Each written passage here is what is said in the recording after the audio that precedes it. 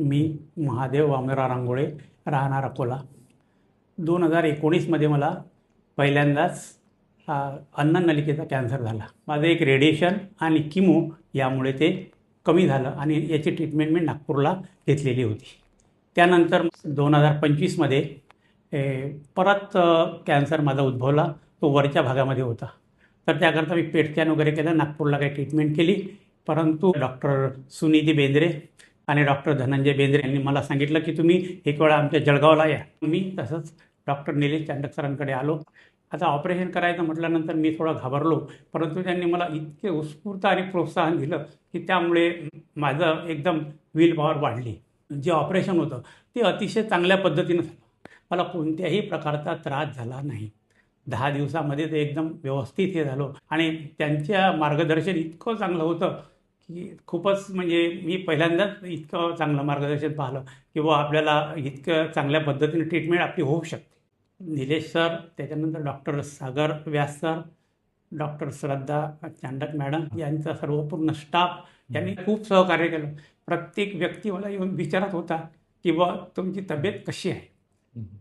यामुळे मी खूप हे झालो. माझं ऑपरेशन होण्याच्या अगोदरच्या दिवशीसुद्धा एक गाणं म्हटलं. त्यानंतर ऑपरेशननंतर 10 दिवसांनी सुद्धा मी गाणं म्हटलं आणि ते पण व्यवस्थित गाणं म्हटलं गेलं. कारण मला थोडी गाण्याची आवड होती आणि म्हणून मी ते एकदम व्यवस्थितपणे गाणं म्हणू शकतो. ऑलमोस्ट 1 महिना पण सर्जरीला झालेला नाही, बट बाबा इज ऑन ट्रॅक. ऑपरेशनच्या आधीपर्यंत ते गाणं म्हणत होते. तर हे विदिन 15 डेज म्हणजे ही कॅन सिंग अगेन. कारण की बाबा ऑपरेशनला घाबरायचे, बट ते कुठे करायचं हा सुद्धा एक मोठा मुद्दा होता. तर आधी नागपूर, जळगाव असं चालू होतं. आम्ही नागपूरला ट्रीटमेंट घेतलेली, बट तर बाबांचं ठाम मत झालं की आपल्याला ऑपरेशन इथेच करायचं आहे. आणि ऑपरेशन पण टेक्निकली प्रॉपर लॅप्रोस्कोपी प्लस बाबांचा ब्लड ग्रुप जो आहे तो फारच रेअर आहे, बॉम्बे ओ पॉझिटिव्ह.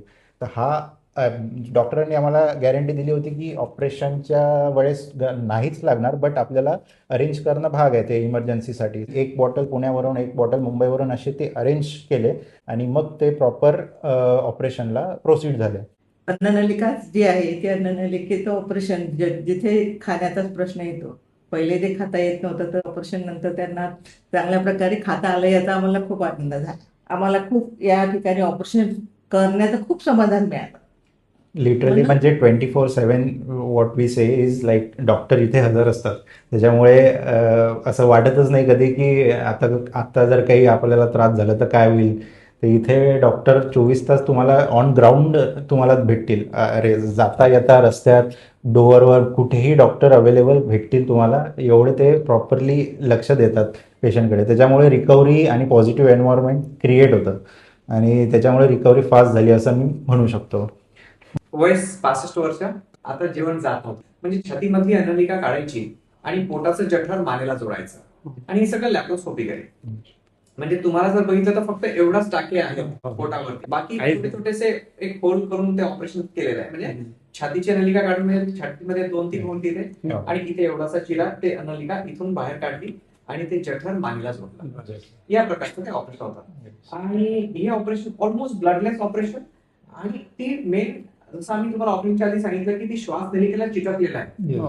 तर एखाद्या वेळेस आवाजाच्या नस इंज्युअर होऊ शकते, पण ती श्वास नलिकेपासून अगदी व्यवस्थितपणे काढल्या गेलं. ब्लड अरेंज तुम्हाला करावं लागलं, ब्लड लागलं नाही. म्हणजे ते असं झालं की पेशंट अकोल्याचे, ट्रीटमेंट आधीची नागपूरची, मग ब्लड पुण्यावरनं आणि मुंबईवरनं अरेंज करावं लागलं.